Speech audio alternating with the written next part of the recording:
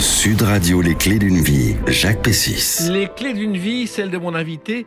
Depuis 3 décennies, vous faites rimer télévision et consommation. Je ne parle pas de celle que l'on commande dans les bars, mais plutôt de celle qui va nous permettre de boire vos paroles à l'heure de la sortie de votre dictionnaire. Bonjour Isabelle Martinet. Bonjour Jacques, merci de m'inviter dans votre émission, je suis très heureuse. Moi, je suis très heureuse parce qu'en général c'est le matin, là on est le soir, c'est autre chose. Et c'est vrai que vous sortez un dico du consommateur dont on va parler longuement aux éditions Ramsay.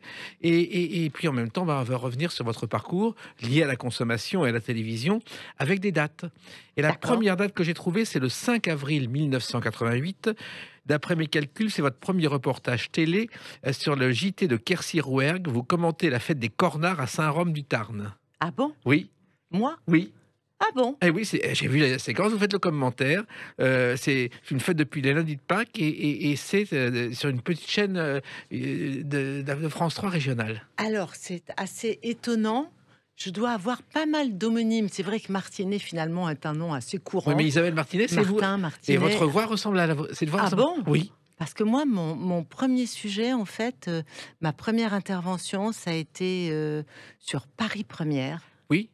Où j'ai fait un portrait d'un ami, un homme que j'adore, qui s'appelle Jean-Marie Boursicot, qui est le créateur de la Cinémathèque Jean-Marie Boursicot, que j'avais connu quand j'étais dans la publicité, et j'ai eu très envie de faire son portrait parce qu'il a un parcours complètement atypique. Il a une collection tout à fait unique.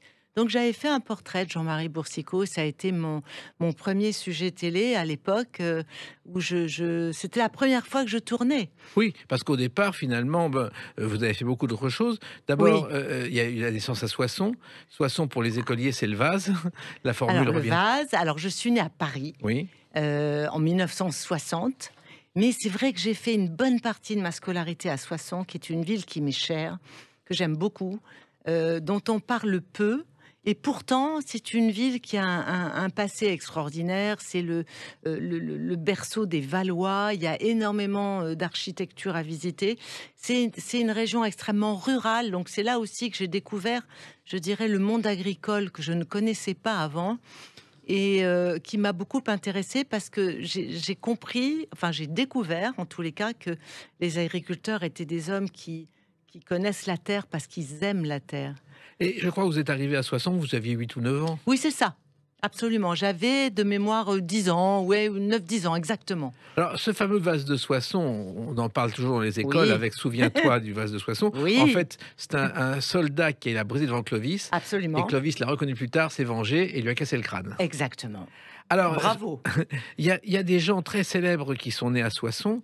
Il y a quelqu'un qui s'appelait Emma Saïd Ben Mohamed. Je ne sais pas si vous voyez, qui a grandi à Soissons et qui est née à Soissons.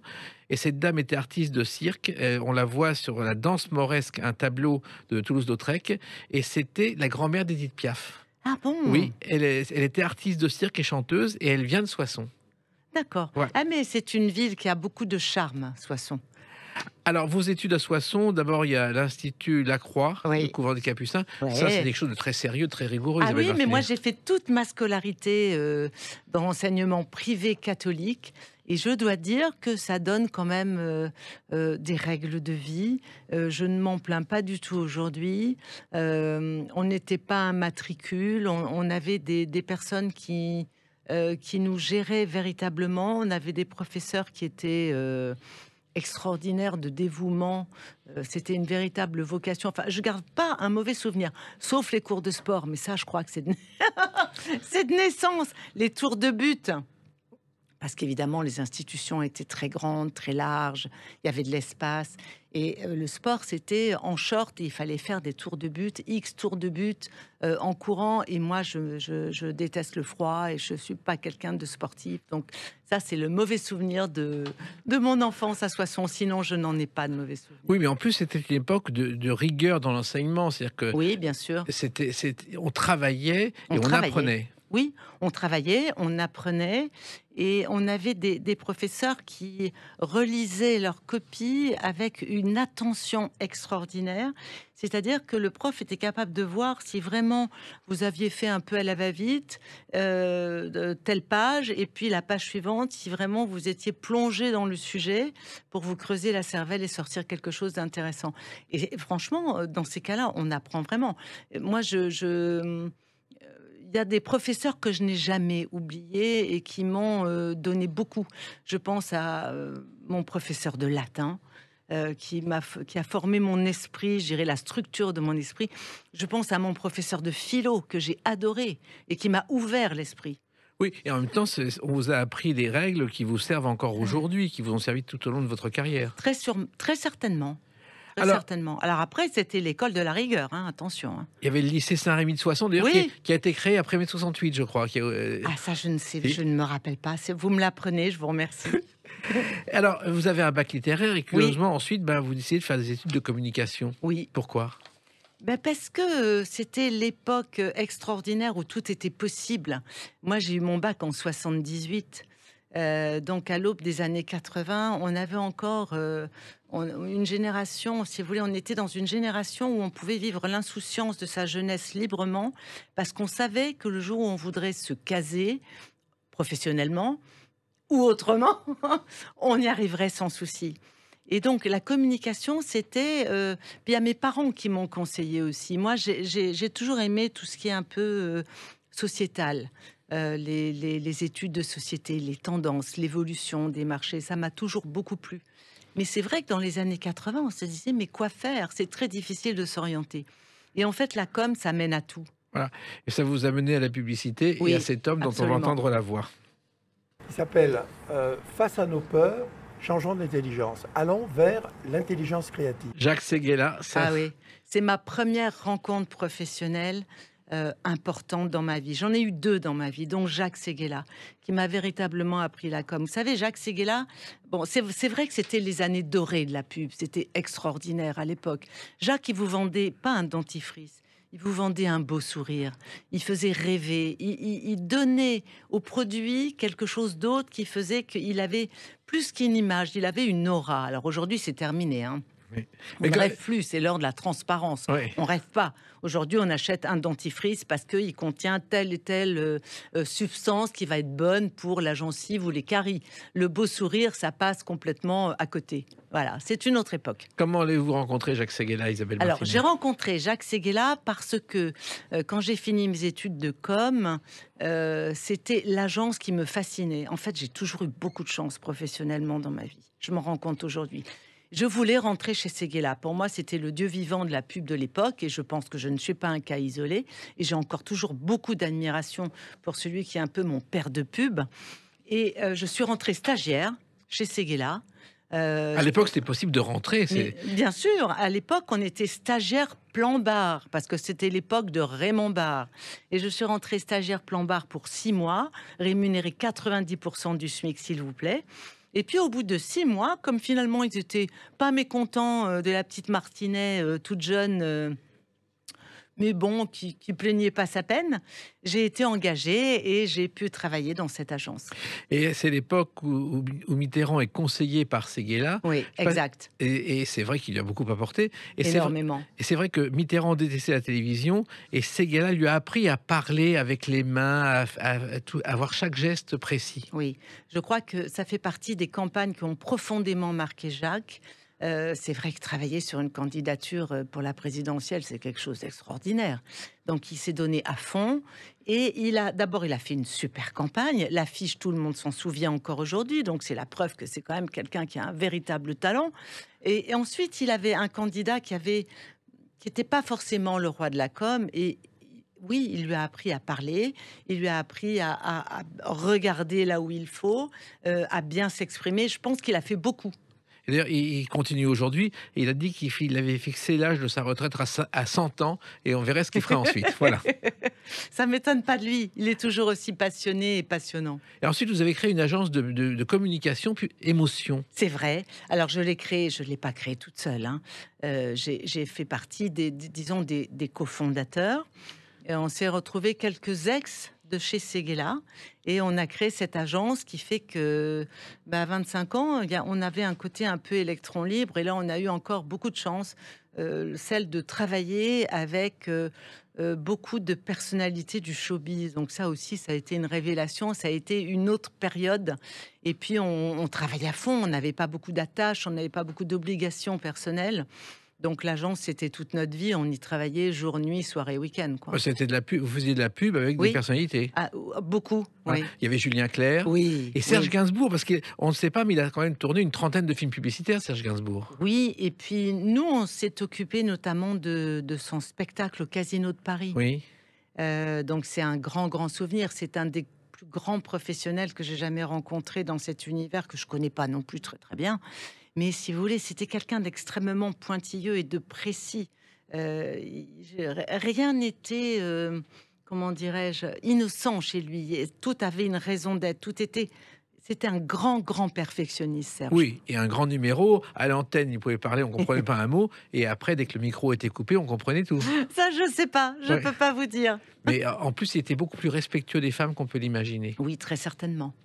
Très certainement. C'était un grand amoureux des femmes et je crois que c'était quelqu'un qui avait sans doute manqué un peu de confiance en lui dans sa jeunesse et qui s'était construit son personnage, notamment de Gainsbourg. Exactement.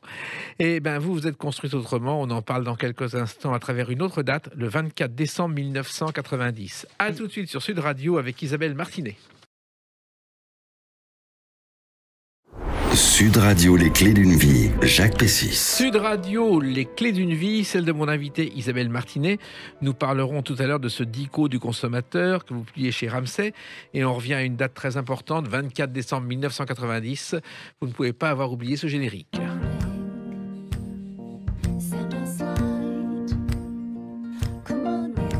Alors, vous êtes face à Thierry Beccaro en robe noire dans Télématin. Oui.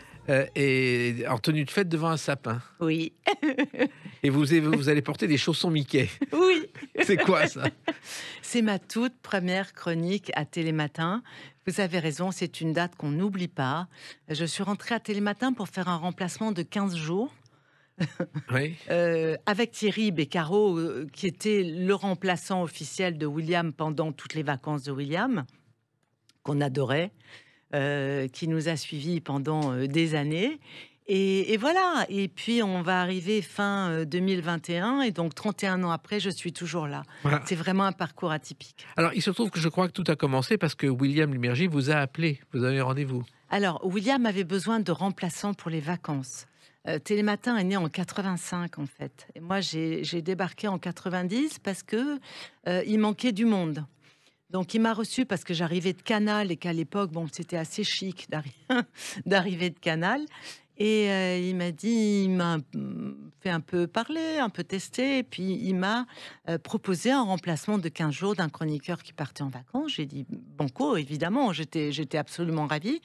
Et puis, manifestement, ça a dû bien se passer puisqu'il m'a rappelé pour février, puis pour avril. Et puis ensuite, j'ai fini par faire une chronique, quoi. Voilà. Alors, il se trouve qu'il est 7h25 du matin, le premier jour, la veille de Noël. Vous n'avez pas l'air d'avoir le trac, vous avez l'air en pleine forme. C'est quand même nouveau de se lever à 4h du matin pour aller faire une chronique. Je vous confirme. Je vous confirme que c'est quand on démarre Télématin, se lever très tôt comme ça, c'est une habitude qu'il faut prendre. En revanche, je vous confirme aussi qu'une fois qu'on a pris cette habitude, eh bien, il n'y a plus du tout de douleur. Alors, 4 heures, c'est vrai, c'est un peu tôt. Mais se lever entre 5 et 6 heures ne me pose aucun problème parce que depuis le temps, j'ai franchement pris l'habitude. En revanche, le soir, évidemment, je ne suis pas de très bonne compagnie. Voilà. Mais en même temps, c'est un réflexe qu'on prend et que vous n'imaginiez pas au début. Quand vous avez commencé pour 15 jours, vous ne pensiez pas que ça durerait depuis 31 ans. Pas du tout.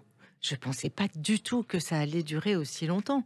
Je me disais que si ça se passait bien, peut-être on referait éventuellement appel à moi une autre fois. Et puis, je ne pensais pas. Enfin, je comptais pas du tout là-dessus. Moi, je cherchais à faire des chroniques de société parce que, encore une fois, j'ai toujours aimé les sujets, les tendances de société, l'évolution. Et puis, je me suis retrouvée à faire une multitude de chroniques différentes. J'ai fait beaucoup de choses à Télématin avant que William ne me demande de me concentrer sur la consommation. Oui, et on va en parler. Il se trouve que j'ai découvert qu'il y avait une émission qui s'appelait Télématin aux années 70 à la télévision. Le dimanche matin, sur la première chaîne, elle commençait à 8h55 pour finir à 9h. C'était 5 minutes, on ne sait pas très bien d'où ça venait. Ça existait. Et la première émission du matin, c'est aux États-Unis en 52, le 14 juillet 52. Ça s'appelait Today Show et c'était sur le réseau NBC. Et depuis, toutes les chaînes de télévision font des émissions du matin. C'est vrai. C'est vrai que la télé du matin, personne n'y croyait au départ. Personne n'y croyait au départ et c'est extrêmement courageux de la part de William de l'avoir lancé en 85.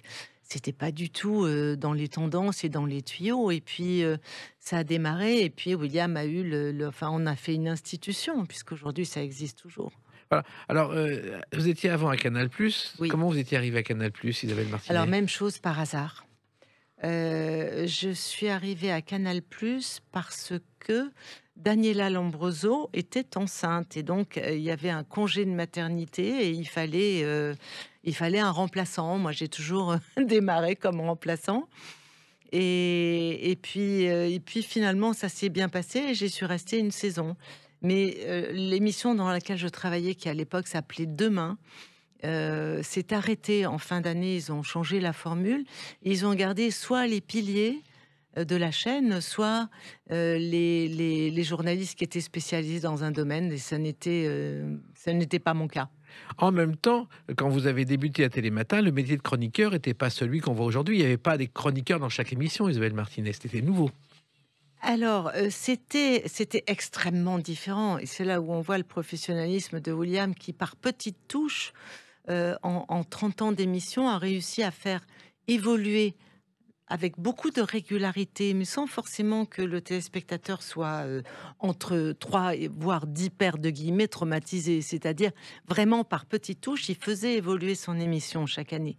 Il rajoutait des chroniques, il en faisait évoluer d'autres, de façon à ce que ça reste toujours dans les tendances et que ça réponde à la demande. Oui, mais en même temps, aujourd'hui, il y a des chroniqueurs dans chaque émission. Ce n'était pas du tout le cas à l'époque. À l'époque, non, c'est vrai. Alors, il y avait quelques émissions à bande. Je pense notamment à l'émission de Christine Bravo, Oui. Froufrou, à l'époque, qui marchait plutôt bien. Il y en avait quelques-unes comme ça, mais nous, on a toujours été un peu à part parce qu'on était entre la production et des chroniqueurs de production et puis le JT. Il y a toujours eu un JT. Voilà. Chez nous. Et vous l'avez même, quelquefois, vous êtes intervenu dedans, je crois. Pour la météo, oui. Pour la météo, Oui, on oui. va en parler. Alors, il faut savoir aussi que les premiers chroniqueurs de télévision, le premier, c'était Max-Paul Fouché, dans Lecture pour tous, en 52. L'émission était animée par Pierre Dumayet et Pierre Desgroupes, et il venait faire sa chronique littéraire. C'était un pionnier du genre à l'époque, ça n'existait pas, les chroniqueurs. Alors, ce côté multicarte, effectivement, Isabelle Martinet, vous avez touché à tout, c'est-à-dire l'Europe, les inventions, à tout. Dès qu'il y avait un sujet, vous y alliez. Ben, je suivais un peu ce que me demandait William, c'est-à-dire, je pense qu'il a testé différentes formules. Oui, j'ai fait une chronique sur les inventions, j'ai fait une chronique sur le marché européen au moment de l'ouverture de l'Europe. J'ai fait une chronique sur les hommes quand Froufrou est sorti.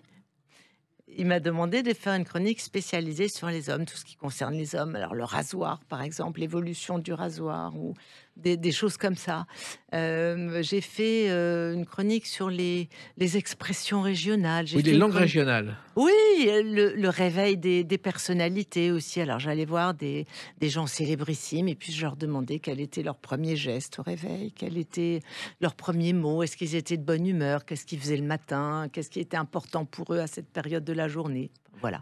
Puis un jour, il m'a dit, tu vas faire de la consommation. Voilà. Mais ce côté généraliste, Isabelle Martinet, c'était quelque chose qui se faisait avant, qui ne se fait plus aujourd'hui. Aujourd'hui, tout le monde est spécialisé. C'est un privilège de toucher à tout. Moi, ça a toujours été un peu ma tasse de thé. C'est-à-dire que la spécialisation, finalement, c'est l'élimination du reste. Il y a tellement de domaines qui sont intéressants. Et c'est pour ça qu'aujourd'hui, je suis très heureuse de faire de la consommation parce que dans ma définition à moi, qui est peut-être pas la définition officielle, la conso, c'est passionnant parce que ça touche à tout. Bien sûr. C'est de l'alimentaire, du non-alimentaire, du service. C'est le reflet de la vie économique et sociétale. Donc, ça touche à tout et c'est extrêmement enrichissant. Et le parcours de femme, justement, à la télévision, c'était pas toujours facile. On en parle aujourd'hui. Vous n'avez jamais eu de problème de ce côté-là. Ça s'est toujours bien passé. Franchement, j'ai jamais eu de problème. Non. J'ai pas souffert de sexisme dans l'univers audiovisuel. Non, j'ai franchement rien à dire là-dessus. Ou alors j'ai eu beaucoup de chance, ou alors je suis tombée dans des équipes vraiment bien sous tout rapport. Mais non, j'ai pas de problème. Je crois que la chaîne c'est très sensible à ça aussi, à la protection de son personnel féminin comme masculin. Ouais. Et puis il y a le côté familial. Je sais qu'à une époque, après l'émission, avec OM Énergie, les chroniqueurs allaient manger une entrecôte à 10h du matin. C'est vrai, ça c'est vrai, c'est tout à fait vrai. Ça, c'est quand on était avenue Montaigne, après l'émission. Enfin, lui surtout. Moi, j'avais un peu de mal. Je suis pas une grosse mangeuse, mais je me tapais facilement une petite tartine de quelque chose après l'émission. Oui, c'était extrêmement sympa et convivial. Ça demande quand même, quand on est le matin à la télévision, une vie de famille, une organisation particulière, Isabelle Martinet. Ça demande une discipline de vie. Ça demande d'avoir un conjoint extrêmement compréhensif. Des enfants qu'il faut éduquer, quand même. Ouais, non, c'est pas évident. C'est pas du tout évident. Beaucoup y laissent leur vie de famille. C'est pas simple, surtout la vie de couple, quoi. Parce qu'un enfant aujourd'hui, on a ceux qui ont la chance d'avoir des parents ou ceux qui n'ont pas la chance d'avoir des parents ou des parents disponibles. On peut toujours essayer de trouver une nounou. On peut toujours essayer. Il y a des solutions. Mais c'est vrai que quand on part à 6h du matin de chez soi, c'est pas simple quand on a un bébé qui dort. Voilà, mais il dort encore, heureusement, et vous le réveillez pas, et ça continue aujourd'hui. Mais le bébé a grandi, mais vous continuez aujourd'hui, parce qu'il y a eu beaucoup de rebours les matins, et vous êtes toujours là. Ben oui, c'est incroyable. Hein, j'ai l'impression. Franchement, il y a des jours où je me dis que j'ai vraiment un parcours atypique, parce que. D'abord, ça fait 30 ans que ça dure, donc c'est déjà extraordinaire. Et ensuite, dans la même émission. Donc, il y a un côté destin, quoi. C'est vraiment mon émission, c'est ma famille. Et puis, c'est vrai aussi qu'avec le départ de William, pour certains d'entre nous, on s'est senti investis d'une mission, celle de pérenniser le ton, le style et la rigueur qu'il nous a inculqué pendant toutes ces années. Voilà, et ce côté justement particulier et atypique, vous l'exercez aussi dans d'autres circonstances. On va en parler avec une autre date, le 23 novembre 1993. A tout de suite sur Sud Radio avec Isabelle Martinet. Sud Radio, les clés d'une vie, Jacques Pessis. Sud Radio, les clés d'une vie, celle de mon invité Isabelle Martinet. Donc le dico du consommateur chez Ramsay, on en parle dans quelques instants. Le 23 novembre 1993, ça vous dit rien? Mais eh bien, non, ce soir à la télévision, c'est la retransmission de 8e gala de la presse au cirque Florilogio sur la pelouse de Reuilly. Et vous êtes dans un numéro de cavalcade. Oui, c'est vrai, vous avez raison. Oh, j'avais oublié cet épisode. Ah, ça aussi, ça a été une expérience extraordinaire. Extraordinaire. Je ne sais pas pourquoi, j'ai dit oui. Et j'ai eu un professeur que je remercie encore aujourd'hui, même si je n'ai évidemment plus aucune nouvelle, de sa ténacité. D'abord, je suis quelqu'un d'absolument pas sportif. Et quand vous partez de rien et que vous finissez en étant debout sur un cheval qui marche, ou je ne sais pas comment on dit, enfin qui court pas quand même, enfin qui trottine, qui trotte, on va dire, voilà. Debout sur un cheval qui trotte, je vous assure qu'il faut beaucoup bosser. Oui, ça je vous assure. En fait, Michel Barbier, qui est la créatrice de ce gala de la presse, s'appelait Les Journalistes. Moi, je l'ai fait 2 fois. Une fois en clown avec un clown Bobos, avec un clown, et l'autre fois, j'ai fait un numéro de jonglage. C'est 6 mois de travail avec le clown Bobos, qui était un spécialiste du genre et qui vient de publier un livre d'ailleurs sur ce sujet. C'est vrai que c'est très difficile car on vous a proposé de venir. Vous n'imaginiez pas ce que ça allait représenter comme travail. J'imaginais pas y arriver, surtout. Et puis, il arrive un moment où d'abord, vous prenez au jeu, vous bossez, et puis, ne serait-ce que par respect pour l'artiste de cirque qui a tellement investi d'énergie pour faire de vous quelque chose, pour arriver à faire un numéro avec vous, vous donnez tout, ne serait-ce que pour lui, pour qu'il soit fier de son élève. Oui, c'est-à-dire que pendant 6 mois, vous avez travaillé pour apprendre ce numéro de... Oui, absolument. C'est un travail au milieu de Télématin et du reste. Exactement. D'abord au sol, puis sur une table, puis sur une table sur une autre table, et ensuite au cirque, sur le cheval d'abord à l'arrêt, et puis le cheval on y va, step by step. Et vous aviez choisi ce numéro ou on vous l'avait proposé? On me l'a je me souviens pas vraiment, je crois qu'elle m'a proposé, et que j'ai dit, je sais pas pourquoi, j'ai dit oui, sans doute un moment de folie. Ce gala de la presse, c'est la suite du gala de l'Union des artistes, qui était chaque année pour une œuvre. Dans votre cas, je crois que c'était pour Reporters sans frontières. C'est possible. Voilà. Et le gala de l'Union des artistes a été créé en 1923 par Max Derly, qui est un comédien oublié et qui pourtant figure sur une affiche de Vendongen, puisqu'il a créé la valse chaloupée au Moulin Rouge avec Mistinguett. Génial. Voilà, donc pour votre culture personnelle. Merci. Alors finalement, il y a le cirque, mais il y a aussi d'autres choses, parce que finalement, Télématin vous a amené à d'autres émissions. Il y a eu la météo d'abord. Ah, la météo, oui. La météo, ça a été une grande histoire. C'est très intéressant, la météo, parce que c'est un format particulier, c'est un programme court, c'est un plan séquence. Il faut savoir quand même un peu de quoi on parle. Il faut avoir un tout petit peu bossé avec les prévisionnistes, parce qu'on s'aventure pas comme ça à faire un bulletin. Et puis après, il faut faire un papier avec un début, un développement, une fin. On raconte une histoire. Donc c'était quelque chose de... J'ai appris beaucoup de choses avec la météo. Et comment êtes-vous arrivé à présenter la météo, Isabelle Martinet? Alors, comme d'habitude, le hasard. Le hasard, un remplacement, encore une femme enceinte, en l'occurrence Sophie Davant, qui attendait, je crois que c'est le premier qu'elle attendait, son premier enfant. Ouais. Et même chose, il fallait bien remplacer, donc on m'a proposé. J'ai fait un petit casting. Je précise quand même que Laurent Romeshko m'a beaucoup aidé là-dedans, pour la présentation, par rapport au fond vert. Et puis voilà, et puis j'ai fait 20 ans. Voilà. Mais il y a une formation aussi pour la météo. Oui, bien sûr. Une formation, on n'est pas prévisionniste, nous sommes des journalistes. Donc on fait un papier de météo comme on ferait un papier de société ou de sport ou d'un autre domaine. Mais oui, il y a quand même une formation à l'époque à Météo France avec les prévisionnistes qui nous expliquent un peu comment ça se passe et ce qui se passe au-dessus de nous, quoi, dans le ciel. Oui, et en plus, en 20 ans, la technique de présentation de la météo a évolué. Oui, beaucoup. Là, vous l'avez vécu aussi. Moi, je l'ai vécu aussi beaucoup parce que avec toute l'évolution, tout ce qui se passe sur les ordinateurs, et alors c'est fabuleux parce qu'il y a des possibilités qui sont extraordinaires. Après, il faut que ça fonctionne. Et quand vous êtes en panne et que vous avez le bulletin à faire, quelquefois c'est un peu stressant. Mais on se débrouille toujours. Voilà. Et même moi, quand on voit les premières images de la météo au journal télévisé en 49-50, c'est des petits cartons filmés à Météo France, une bobine qu'on amène au journal télévisé et qu'on développe. Ça n'a plus rien à voir. Ah non, ça n'a plus rien à voir. Après, il y a eu la période où avec des petits symboles, des symboles aimantés qu'on collait sur une carte de France. Et puis après, aujourd'hui, les journalistes construisent leurs cartes eux-mêmes, quoi. Ils ont, avec tous les fonds, avec tous les symboles qui sont intégrés. Et ça a dû vraisemblablement évoluer, parce que moi, ça fait un bout de temps déjà que j'ai arrêté, donc depuis, ça a beaucoup évolué. Il faudrait demander à Nathalie Riouet. Alors, derrière vous, il y a écrit quelquefois 1, 2, 3 soleil. Oui, c'est vrai. C'était un peu la signature du service public, enfin de France 2, à l'époque, oui. 1, 2, 3 soleil, c'était notre signature à nous. C'est un jeu auquel tous les enfants jouent dans les écoles, oui, qu'on appelle 1, 2, 3 piano en Belgique et bleu, blanc, rouge au Québec. Oh, c'est chou, comme dirait ma fille.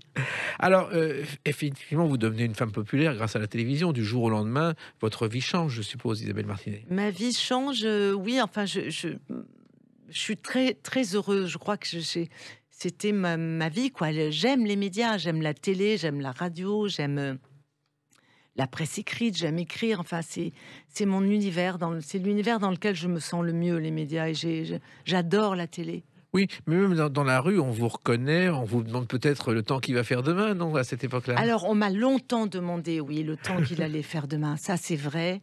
Et ce qui est assez agréable, c'est que il y a très souvent plutôt de la bienveillance à mon endroit. Donc, les gens viennent me voir très gentiment. Ce qu'il y a d'incroyable dans la télé, surtout le matin, c'est qu'on est vraiment dans la cuisine, enfin, ou chez ceux qui regardent et qui ont le café à la main ou la brosse à dents dans la bouche. Ils entendent quelque chose qui les intéresse, ils viennent voir parce qu'ils savent que ça va pas durer très longtemps, ça va pas les mettre trop en retard, et parce qu'ils sont intéressés par un sujet, ils viennent. Mais on est chez eux. Voilà. Et le soleil, Isabelle Martinet, vous l'avez vécu également un été. Car puisque vous avez tout fait la télévision, vous avez également présenté avec Thierry Beccaro 40 degrés à l'ombre sur les plages de France. Oui, c'est vrai. Je crois que c'était, si j'ai bonne mémoire, l'été 96. Oui. Oui, ça a été encore une nouvelle expérience tout à fait passionnante. C'était extrêmement sympa, extrêmement convivial. Je ne savais pas ce que c'était qu'une tournée. Et c'est bien. Bon, évidemment, ça flingue un peu la vie familiale, hein, d'accord. Mais à vivre, c'est fabuleux. Et là encore, c'est du direct. Là encore, il faut faire avec les aléas climatiques du jour ou de l'heure. Parce que c'est sur une plage en général. C'est sur une plage, sur un podium installé. Et s'il y a un orage, eh ben, il y a un orage. Si voilà, on retombe sur ses pieds, on se débrouille et on déménage toutes les semaines. Voilà. Et ça, c'est arrivé comment aussi, le hasard, non? Alors oui. Oui. Le hasard, oui, parce qu'en fait, ils cherchaient l'animatrice de l'année précédente, je crois, je sais pas pourquoi, enfin, ne pouvait pas le faire cette année-là. Ils avaient besoin de quelqu'un. Et je crois que c'est Thierry qui a proposé, qui a dit, mais peut-être Martinet de Télématin, faut voir, pourquoi pas. Et donc, France 3 m'a appelé, je les ai rencontrés, ça s'est bien passé. Et puis voilà, j'avais jamais fait de tournée. Je pense que j'ai dû... comme on dit, m'améliorer au fil des semaines, parce que c'est pas évident de débarquer dans cet univers-là au démarrage. Moi, je sortais de mon plateau avec le confort que l'on connaît, me retrouver sur un podium, voilà, à l'air libre, en public. C'est un autre métier, mais c'était super. Oui, et en plus, vous retrouviez des chanteurs que vous aviez connus, peut-être lorsque vous faisiez de la communication et de la publicité. Oui, c'est vrai aussi. Ça pouvait arriver, comme quoi tout est lié. Hein. Mais le playback dans ces émissions en direct, la séquence qu'on voit régulièrement à la télévision, c'est Claude François dans Midi Magazine, arrivant en retard pour son playback et reprenant le playback au milieu de la chanson. C'est extraordinaire. Oui. C'est des choses que vous avez dû vivre aussi, ce genre de choses. Alors oui, ça peut arriver, parce que comme on est en direct, il y a toujours des couacs. Enfin, un couac peut toujours se produire. Ça ne veut pas dire qu'il est systématique, hein, attention. Mais quand il y a un couac, généralement, les chanteurs se débrouillent. Ce sont des pros et ça passe. Et puis, on a de bons réalisateurs qui savent cadrer le bon lieu au bon moment. Et puis, il y a eu effectivement d'autres choses, comme le Téléthon, parce que c'est le passage obligé lorsqu'on est à France 2. Et là aussi, vous y avez participé en relevant des défis. Oui, alors le Téléthon, ça a été encore une nouvelle expérience. Je crois que j'en ai fait une dizaine. Oui. Et j'étais abonnée au fil rouge. En règle générale, c'était un train. Un train du Téléthon qui sillonnait la France pendant toute la durée de l'émission. Genre, on dormait 2 heures, quoi, dans la nuit. On voyageait avec la personnalité qui nous accompagnait. On voyageait avec la famille et l'enfant qui avait été sélectionné pour suivre tout le voyage. On s'arrêtait dans les villes. Il y avait toujours le côté foire, le côté convivial, la visite guidée de chaque ville. Et c'était de l'itinérance comme ça pendant tout le temps de l'émission. Avec des challenges que vous releviez, notamment, je crois que vous avez réalisé une pyramide de boîtes de fromage un jour. Ah, ça, c'est possible. Oui. On a fait tellement de choses. Il a fallu qu'on construise un chalet en 30 heures en Suisse. Il a fallu... Qu'est-ce qu'on a fait encore? On a fait des tas de choses. C'est hallucinant quand on voit les images. Ah oui. C'est un... Et on tient. On se dit qu'on va pas y arriver. Et on tient parce qu'on y croit et qu'on est très investi. Et un autre défi, ça a été les 3 pièces de théâtre que vous avez tournées avec Olivier Mine pour France 2. Mais vous savez tout, Jacques. Il y a eu un fil à la patte, 3 jolies filles nues, et l'hôtel du libre-échange, même un chapeau de paille d'Italie. Il y en a eu 4. C'est vrai. Ouais. Ça aussi, c'est une aventure. Alors, c'est une aventure extraordinaire parce que, vraiment, je ne suis pas une comédienne. Donc, c'était très, très difficile pour moi et je remercie vraiment... les metteurs en scène qui ont dû vraiment galérer en se disant mais comment on va faire. Bon, j'ai toujours eu des petits rôles, mais j'étais tellement heureuse de participer à ces pièces de théâtre. C'est tellement courageux de la part d'Olivier de s'être lancé dans cette entreprise. Enfin, il faut savoir qu'on n'est pas tous comédiens. Qui prenaient des risques incroyables, que c'était un boulot de folie d'arriver à faire quelque chose qui tienne la route, qui plaise à la chaîne, qui soit diffusable, avec une équipe de gens de télé, quoi, dont certains sont comédiens, mais pas tous. Ça a été extraordinaire. J'ai été très, très heureuse de contribuer. Et puis, vous avez un titre de gloire qu'on ne peut pas cacher. Isabelle Martinet, vous êtes membre de la confrérie du haricot de Soissons. Oui, c'est vrai. Qu'est-ce que c'est, ça? Mais oui, le haricot, de toute façon, vous savez, c'est un légume, c'est un haricot. Oui. Quoi. Et donc, il y a une confrérie, c'est comme la confrérie du camembert. Donc, ils ont des tenues. Et moi, j'ai été... on m'a demandé si je voulais en faire partie, si je voulais être membre. Évidemment, j'ai dit oui, parce que c'est une ville qui m'est très chère. Et puis voilà. Voilà, et c'est comme ça que vous avez commencé à être une grosse légume aussi, en parlant du haricot. Mais le haricot, justement, ça fait partie des consommations que vous évoquez dans ce livre, dont on va parler à travers une autre date, le 14 juin 2021. À tout de suite sur Sud Radio avec Isabelle Martinet. Sud Radio, les clés d'une vie, Jacques Pessis. Sud Radio, les clés d'une vie, celle de mon invité Isabelle Martinet. Donc, 14 juin 2021, sortie chez Ramsay de Le Dico du consommateur, des tendances et des choix, un dictionnaire très important. Parce que finalement, la consommation, ça a commencé dans Télématin, mais comment au départ, Isabelle Martinet? Comment j'ai fait la chronique? Oui, au départ. Pourquoi la consommation? Alors, pourquoi la consommation? Parce que William Lémergie me l'a demandé. Oui. Parce qu'il considérait que c'était un domaine essentiel. Et aujourd'hui, je le remercie parce que je pense qu'il a raison. Et que effectivement, ça touche à tout et que c'est un domaine que j'ai découvert et qui est littéralement passionnant. Et pourquoi maintenant? Parce que les choses vont très vite et ça a tellement évolué en quelques années que je voulais absolument informer le lecteur pour qu'il ait tous les éléments possibles pour essayer de faire le meilleur choix et surtout qu'il soit libre de son choix. Oui, alors vous avez fait un dictionnaire parce que d'abord ça se lit facilement, on peut prendre n'importe quelle page et finalement, comment on fait un dictionnaire, comment répertorier tout ce qui touche à la consommation? Alors, évidemment, j'aurais pu procéder en mettant tous les produits de grande consommation. Non, j'ai essayé au contraire de le faire, non pas vraiment par thématique, mais avec ce qui a vraiment évolué, qui est d'actualité aujourd'hui. Ce livre, en fait, c'est une photo du présent, parce que c'est allé très vite. En fait, il y a avant 2008, où on avait encore une insouciance, où on consommait, on surconsommait, où les marques investissaient des fortunes pour essayer d'attirer notre attention et de nous séduire. Et puis est arrivé 2008, avec la crise économique que l'on connaît, les problèmes de pouvoir d'achat. Et là, eh bien, comme on a toujours été comme ça, les Français, on est extrêmement débrouillards. On trouve toujours des solutions. On est les rois du système D. Et donc, on a créé l'économie collaborative en 2008. Avec les premières campagnes de crowdfunding pour aider les entreprises à se créer, avec les plateformes d'entraide entre consommateurs. Je vais faire 1 heure de violon à votre enfant, en échange, vous passez 1 heure pour installer les rideaux chez moi. Enfin, vous voyez, ce genre d'économie. Et puis ensuite, eh bien, l'écologie a pris le relais.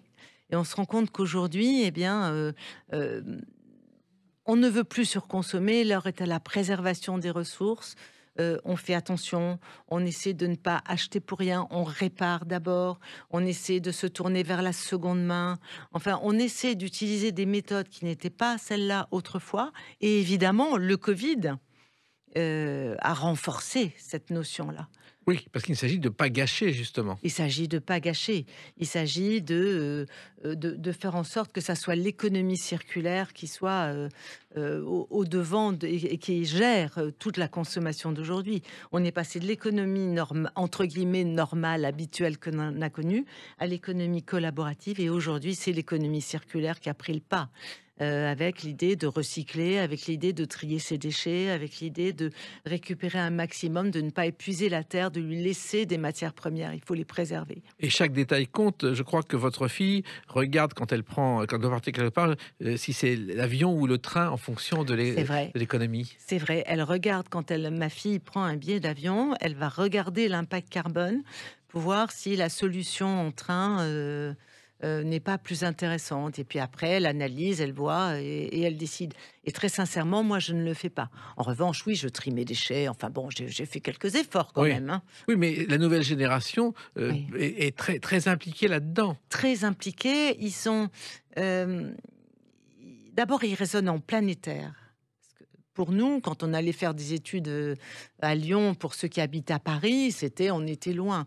Les jeunes d'aujourd'hui raisonnent en planétaire. Ils vont facilement en Asie, aux États-Unis, en Afrique. Enfin, ils voyagent beaucoup plus. Ils ont envie d'aventure, ils ont envie de découvrir le monde. Et ils ont la notion de la Terre. Ils sont beaucoup plus écolos que nous. Enfin, c'est une question de génération.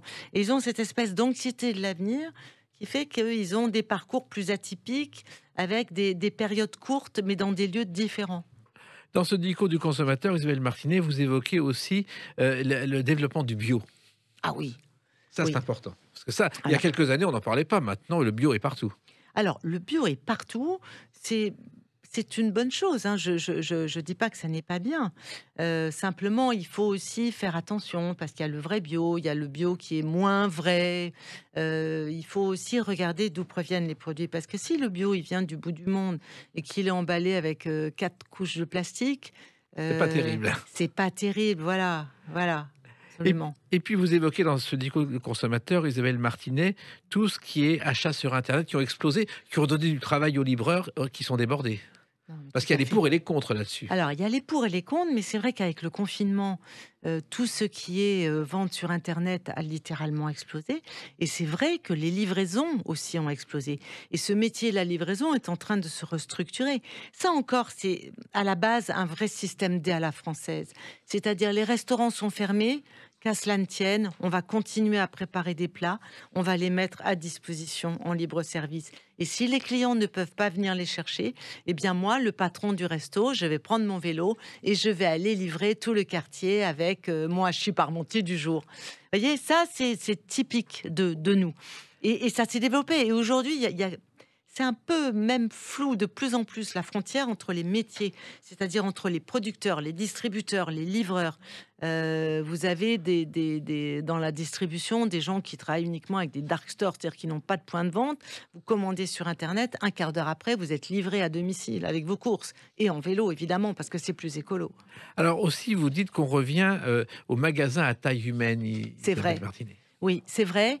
La grande distribution a toujours, depuis tous les temps, essayer de répondre à nos attentes. C'est normal. Hein, s'il n'y a pas de clients, il n'y a pas de magasin. Et donc aujourd'hui, on veut beaucoup moins de magasins qui sont trop grands. Quand je dis trop grand, je parle des hyper. Un hyper, ça veut dire que ça peut atteindre jusqu'à 70 000 références.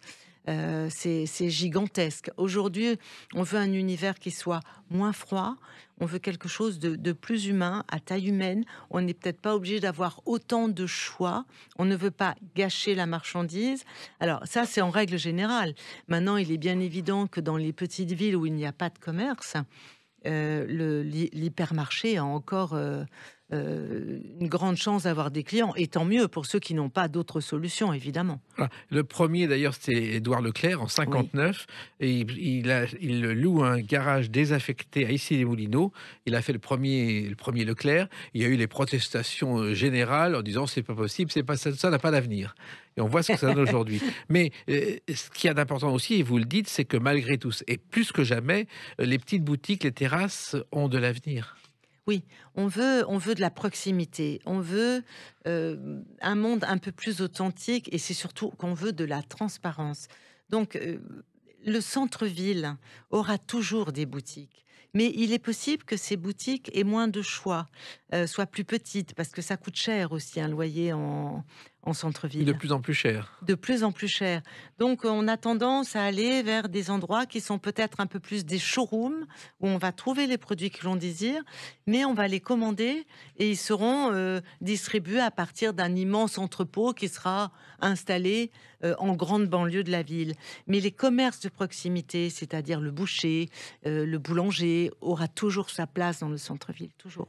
On en a besoin. Justement, vous dites, Isabelle Martinet, c'est une bonne nouvelle que le pain français est revenu. Ah, mais le pain français, attendez, cocorico, monsieur. On en est fier du pain français. Sa réputation n'est plus à faire, elle est internationale. Ah, l'image du français avec la baguette et le béret, voilà. Mais absolument. Et la baguette tradie, c'est un vrai bonheur. Oui, c'est vrai qu'il y a eu un petit coup de mou dans le pain français, mais il y a quand même déjà quelques années que c'est revenu à la qualité, avec une farine dite tradie, qui est parfaite en termes de qualité, quoi. Avec, il y a aussi la question des additifs, et dans une baguette tradie, il n'y a aucun souci. On peut en être très très fier. Et puis vous expliquez aussi dans ce livre, Isabelle Martinet, qu'il y a des nouveaux métiers comme réparateur.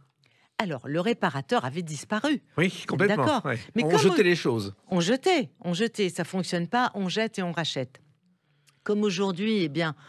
Déjà, il y a aussi le fait qu'on privilégie aussi beaucoup l'usage plus que la propriété d'un produit. Donc on loue ou on s'abonne. Et puis quand on a un produit qui tombe en panne, eh bien on va avoir tendance à le faire réparer. Et d'ailleurs, on y est très encouragé par les marques. Je pense notamment à une célèbre marque de cafetière. Quand vous êtes en panne, elle vient chercher votre produit, elle vous en donne un autre, et puis elle va le faire réparer et vous rendre. Vous voyez, donc on jette plus comme ça. Et il y avait plus de réparateurs. Et aujourd'hui, c'est en train de revenir. Donc on est en train de former des gens du monde parce que c'est un métier de savoir réparer. Il y a ça, ou alors vous avez aussi l'as du petit électroménager français, qui est dans la région de Lyon, vous voyez. Ouais. Bon. Qui lui, depuis toujours, a toujours fait ça, proposer de la réparation avec un système d'imprimante 3D. C'est-à-dire que les pièces détachées, vous allez sur leur site internet, vous dites ce qui vous manque, ils fabriquent avec une imprimante 3D la pièce qui vous manque, ils vous l'envoient et vous la changez. Et effectivement, ça va encore plus loin parce que le bricolage est en pleine croissance. Bricolage que Patachou a été l'une des premières à chanter. Mon Dieu, quel bonheur d'avoir un mari qui bricole. Mon Dieu, quel bonheur d'avoir un mari bricoleur. Alors, c'est une des premières chansons de Patachou que Brassens a écrit, qui n'a jamais chanté, puisqu'au départ, Brassens ne voulait pas chanter, mais écrire des chansons pour Patachou. C'est l'une des rares, et c'est vrai que le mari bricoleur, on voit dans votre dico du consommateur que c'est à nouveau d'actualité. Ah, ça se développe beaucoup, le mari bricoleur, mais ça, c'est depuis le confinement. Le premier confinement a été quand même extrêmement sévère. Oui. Les restrictions étaient vraiment très, très cadrées. Et donc, on est resté longtemps chez soi. Et quand vous êtes très longtemps chez vous, forcément, qu'est-ce que vous faites? Vous regardez ce qui ne va pas. Vous commencez par ranger les étagères, vous faites du vide, vous éliminez les produits qui servent à rien, vous rangez. Et puis, vous vous rendez compte qu'il faudrait des étagères en plus. Et puis, il faudrait peut-être donner un petit coup de peinture sur ce mur-là parce que vous voyez ce qui ne va pas. Et vous avez besoin d'être bien chez vous puisqu'on vous cantonne, on vous demande de rester chez vous. Donc l'instinct fait que, vous ne pouvez pas acheter du bricolage, vous le commandez sur Internet, vous faites livrer, et puis vous vous mettez à bricoler chez vous. Bien sûr. Et vous parlez aussi du spam, alors pas forcément celui que l'on connaît avec les réseaux sociaux ou avec les Internet, parce que le spam, on l'oublie un peu au départ, c'est en 1937, ce sont les Américains qui ont créé un porc cuit en conserve, qui a servi pendant la guerre ensuite, qui s'appelait le spam. Et aujourd'hui, oui, et c'est devenu à Londres notamment la nourriture favorite pendant la guerre. Et aujourd'hui, le spam, ça n'a rien à voir, et ça vous en parlez aussi. Alors oui, le spam n'a pas grand-chose à voir avec le cochon, en fait. Et pourtant, on sait tous ce que c'est. Et il faut faire attention à ce niveau-là. Je crois qu'Internet, c'est extraordinaire. C'est une des plus belles avancées technologiques pour nous, consommateurs, qui nous a été donnée. Mais il faut savoir qu'il y a aussi le revers de la médaille et qu'on peut facilement se faire piéger. Donc, il faut savoir bien s'en servir et il faut savoir ne pas répondre à des messages qui ont l'air un peu bizarres. Dans le doute, il vaut mieux ne pas répondre. Voilà. Et puis aussi, il faut se méfier d'autres choses. Par exemple, les huiles essentielles, tout le monde en parle aujourd'hui, c'est pas gagné d'avance. Mais les huiles essentielles ont un gros succès, et tant mieux pour elles, j'en suis ravie, mais je crois qu'il ne faut pas non plus se lancer dans l'auto, ou se soigner soi-même. Il faut les huiles essentielles, oui, mais d'abord passer par un professionnel, à commencer par un pharmacien. Oui. S'il a un peu bossé le sujet, il doit être en mesure de vous donner des conseils, de vous dire ce que vous pouvez prendre, pas prendre, et surtout comment les prendre, quoi. C'est pas utiliser comme ça trop librement. Alors, il y a ce dico du consommateur, vous vous informez, mais vous expliquez bien que c'est à chaque lecteur de prendre ses décisions, d'agir, Isabelle Martinet. Oui, parce que l'idée n'est pas d'influencer, l'idée est vraiment juste d'informer. Encore une fois, c'est une photo du présent. J'ai essayé, vous savez, je crois que j'ai dû faire pas loin de 3000 reportages dans ma vie de journaliste, donc j'ai vu pas mal d'entreprises fonctionner. Je vois comment les choses évoluent. J'ai eu envie de faire un livre avec tout ça, de donner de l'information et que le consommateur surtout ait les éléments nécessaires pour pouvoir trancher. Parce que de toute façon, c'est le consommateur qui décide. Et il doit rester libre de ses choix. Et je ne veux pas qu'il soit influencé. Chacun est libre. Et libre également de lire avec passion ce dico du consommateur, de l'avoir toujours à portée de la main, puisqu'il pourra, dans toute situation de la vie, il pourra nous servir. Merci de l'avoir écrit, Isabelle Martinet, puis continuez le plus longtemps possible à Télématin. Merci à vous. Les clés d'une vie, c'est terminé pour aujourd'hui. On se retrouve bientôt. Restez fidèles à l'écoute de Sud Radio.